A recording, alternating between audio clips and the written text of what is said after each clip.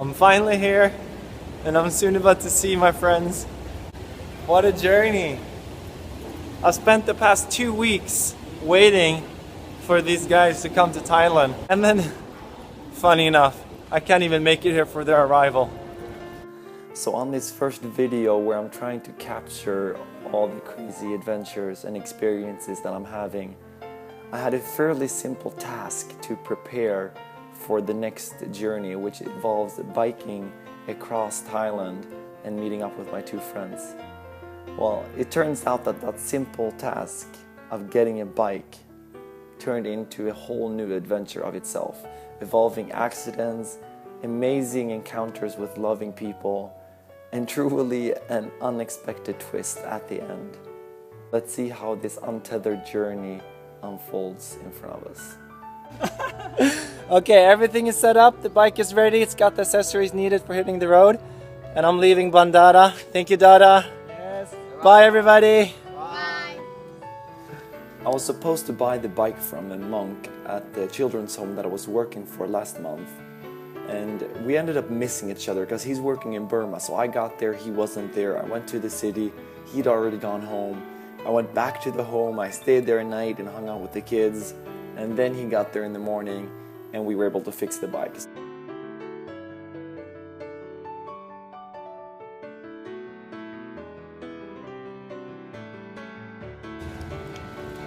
Coming in for my first stop, and I'm picking up some watermelons. Yeah. Gotta get some fast food. And about 15 minutes later, I'm done. It's the best fuel. Here we go. Kanchanaburi. So much anxiety. Not because of the hill. Turns out I have to walk up the hill. I'm not able. It's pretty steep.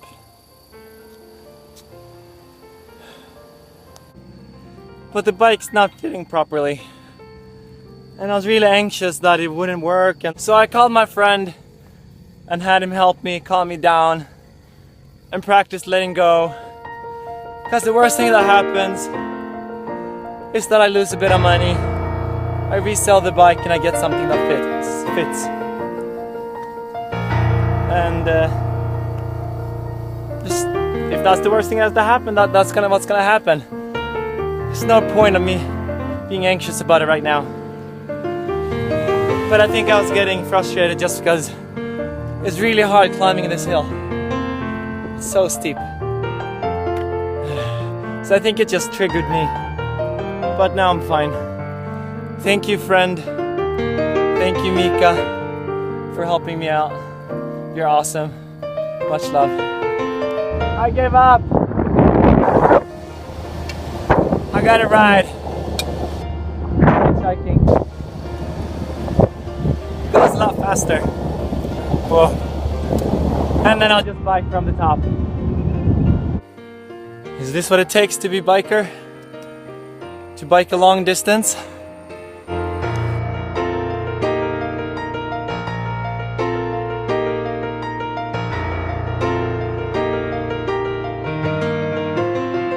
I guess this is bound to happen. I just crashed my bike. Luckily, it landed like that. I crashed my bike. My foot got stuck in the front wheel. Don't ask me how that happened, but I was able to stick my foot inside the front wheel. It completely jammed and I flew over the bike. I did a really nice ninja roll, like in the air, head first. I was able to do a tuck roll, which was pretty awesome.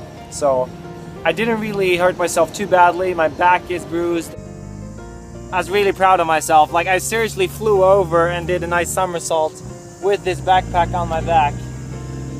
I did hurt myself, but I'll just deal with that now. My toes are hurting. And my ankle is hurting. But other than that, the bike did take a hit. One of the, what are they called? Sporks?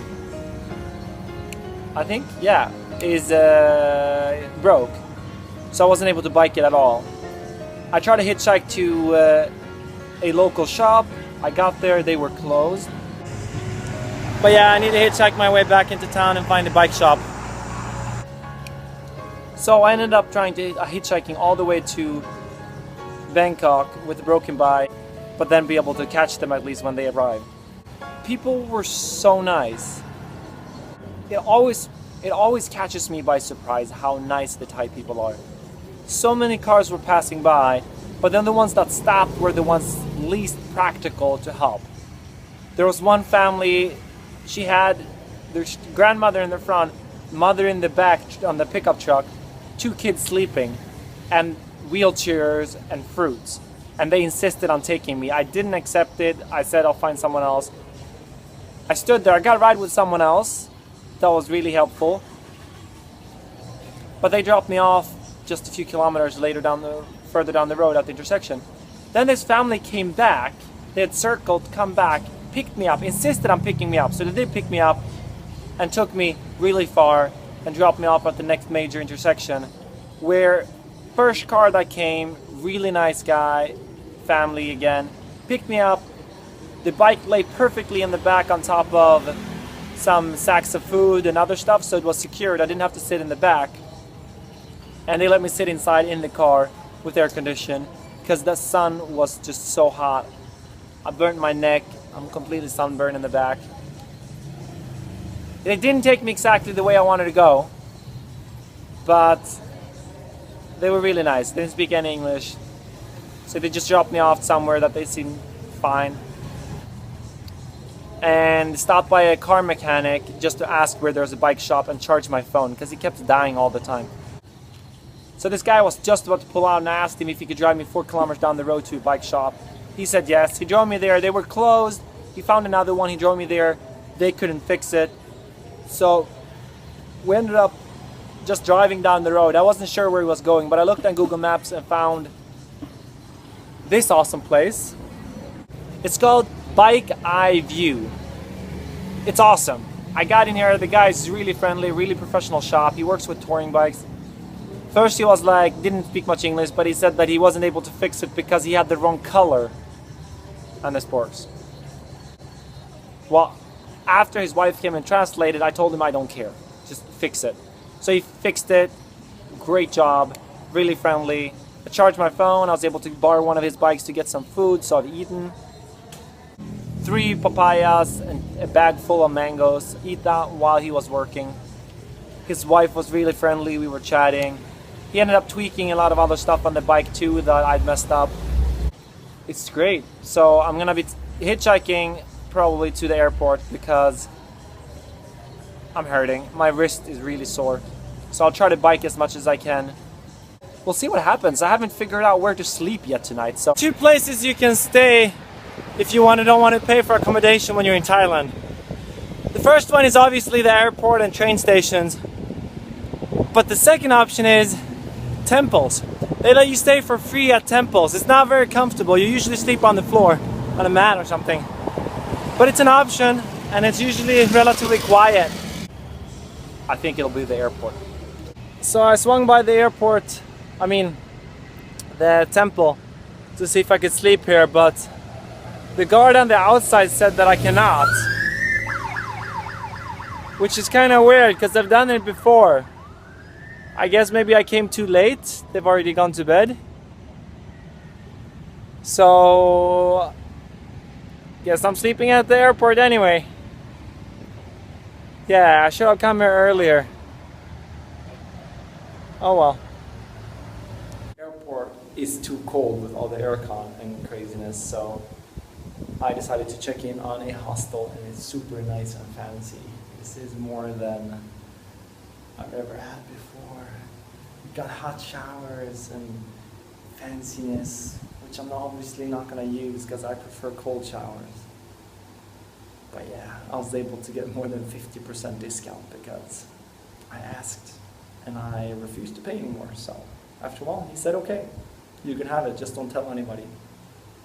So now I'm at this really nice hostel right across from the airport, and tomorrow morning I will meet my friends. I got a surprise for them. Shh. Funny twist to this never-ending journey. I worked really hard the other day to get here, to be able to be here on time. And as I was gonna go to bed, I just double-checked the flight to make sure it had taken off. And I realized I was at the wrong airport.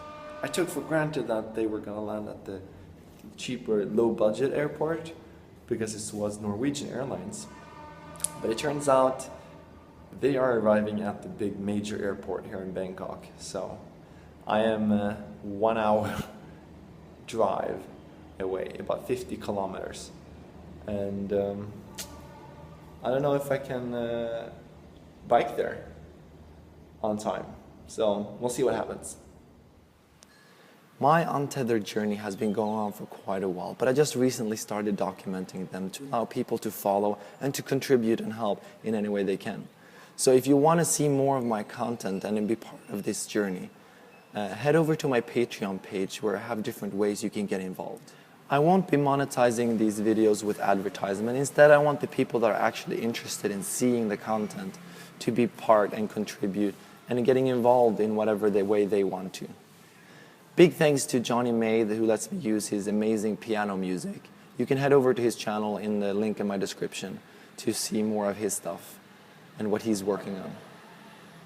I'm now one moment closer to living my life completely untethered, unchained, and unleashing the full potential of my being. May we all experience real peace.